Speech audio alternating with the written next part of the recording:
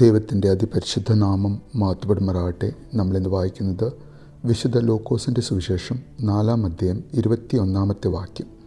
അവൻ അവരോട് പറയാൻ തുടങ്ങി, നിങ്ങൾ കേട്ടിരിക്കെ തന്നെ ഇന്ന് ഈ തിരുവെഴുത്ത് നിറവേറിയിരിക്കുന്നു. പരിശുദ്ധ തൃത്വൈക ദൈവത്തിന് സ്തുതി.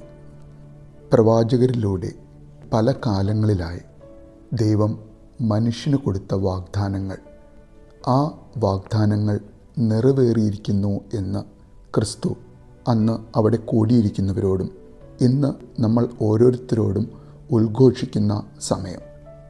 എങ്ങനെയുള്ളവർക്കാണ് അവൻ്റെ വാഗ്ദാനം?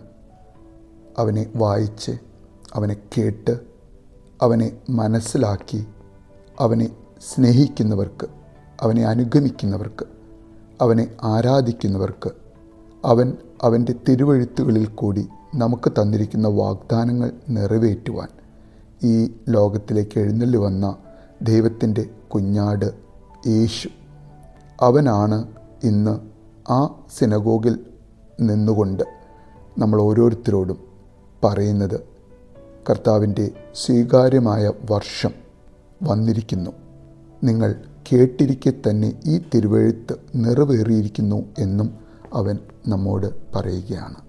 ഏതാണ് കർത്താവിന് സ്വീകാര്യമായ വത്സരം?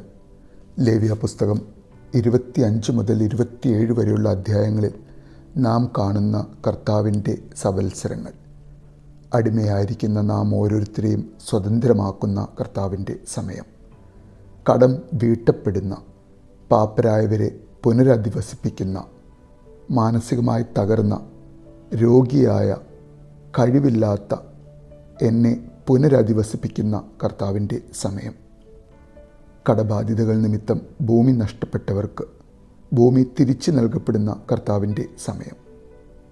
ഈ സമയം, കർത്താവിന് സ്വീകാര്യമായ ഈ വത്സരം എൻ്റെ ജീവിതത്തിലും എങ്ങനെ എൻ്റെ കർത്താവിന് നൽകുവാൻ സാധിക്കും?